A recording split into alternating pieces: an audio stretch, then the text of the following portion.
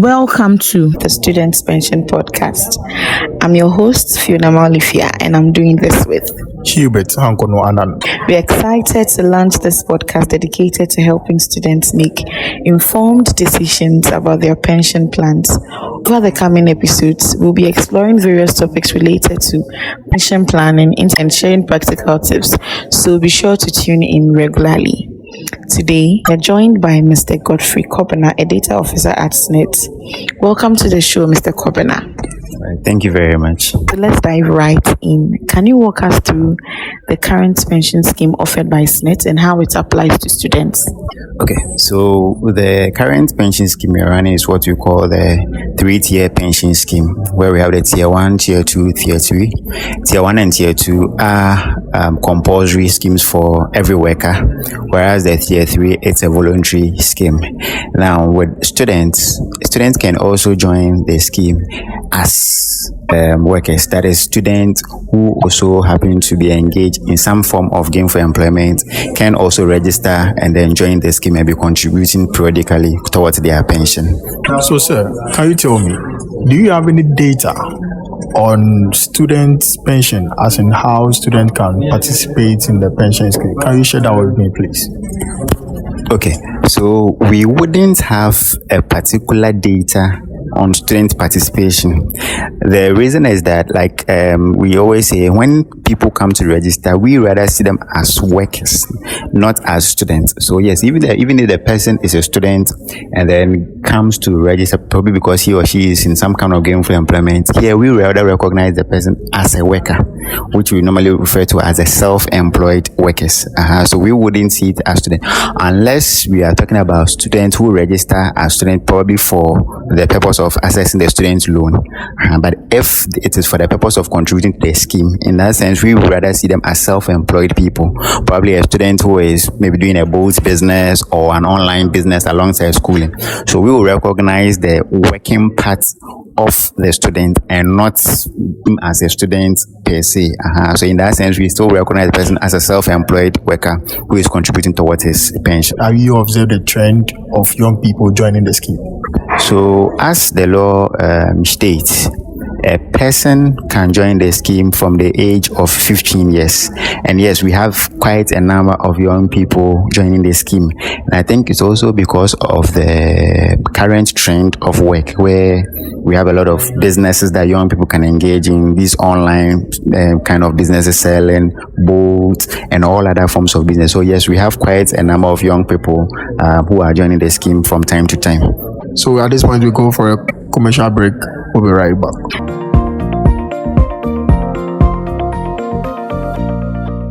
You are still tuned into the Students Pension Podcast. We are halfway through a conversation with Mr. Godfrey Kobena, exploring the ins and outs of SSNIT's pension scheme for students. Mr. Godfrey, how does SSNIT scheme address the unique needs of students? Okay, so like I said, when people come to register, be it students or not, we recognize them as self-employed.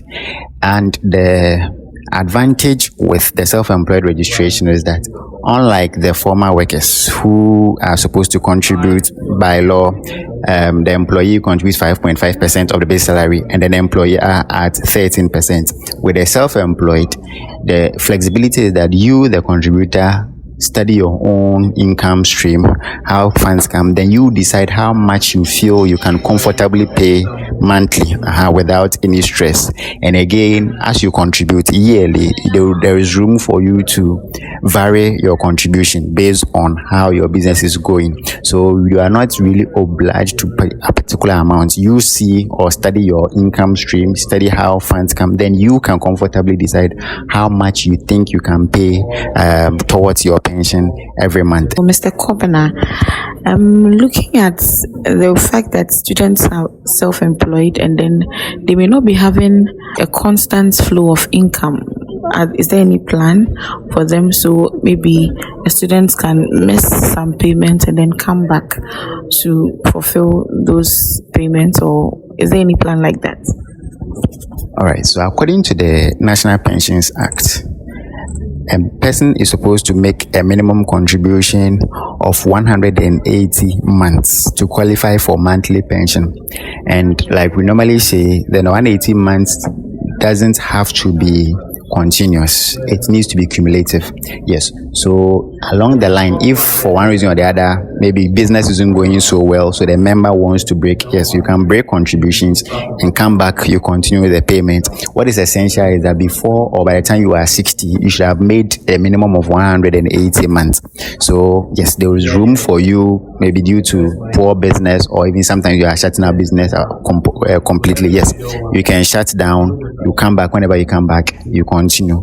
Only that we advise that, because per the law, the more months you've contributed determines how much you are going to take at the end of pension. Yes, the higher number of months, the higher the amount. So we encourage members to pay as many months as possible. Yes, but if for one reason or another you still have to break contribution and come back, there's always room for that. So, Mr. Kovner, I want to ask, are there any plans to modify or expand SSNIT pension scheme to better serve students? Right, so that may be a decision at the very top, yes, but like I said, SSNIT is a pension scheme for workers, so we don't recognize students unless the person is registering for the purpose of assessing the student loan. But like I said, we are recognizing every person we register as a worker. Yeah, so we are not even so much particular about whether you are a student or not. What is important is that you are gainfully employed or you are self-employed, be it maybe an online business or a part-time business, you are doing a long school. That is important is that you are doing a gainful work, something that gains you some income, and at the end of the month you can contribute towards your pension. Yes, that is it. But if later maybe some modification will come, obviously it's a law and it is subject to amendment and changes. So at this point, Mr. Kovner, what advice would you give to students who are considering enrolling on SSNIT pension scheme? Students who want to enroll in the pension scheme, personally, I believe that is one of the best decisions a student can make, because as long as you are in school and also doing a form of business, then you have the avenue to contribute towards your pension. Because like we stated earlier, the more months you contribute, especially above the 180 months, the higher the monthly pension you have. So like we said, the earlier the better. So if you're able to start early, what it implies is that you are going to have more months before you are due for pension, and that would also reflect in the amount that you are going to take.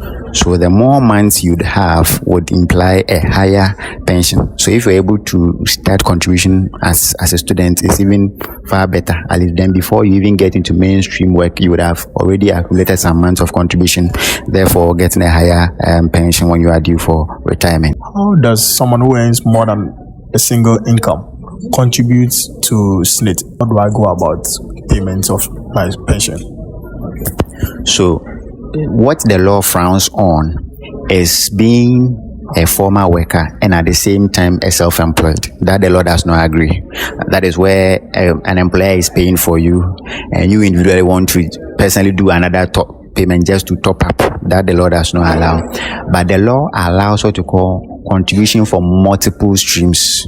Okay, what that means is that if a person is engaged by 2, 3, or 4 or as many as employers as possible, the law allows that person to contribute from all those employers. Someone who is in the government side and also a private side, especially in the medical field. Most of our doctors, those who are engaged by government, tend to be engaged by the private hospitals. Yes. So if a person is with the government hospital and also the private hospital, the law allows contribution from both employers. In fact, as many employers as possible. What the law has, or what the law says, is what we have a maximum salary. For example, currently as we speak, maximum salary is 61,000.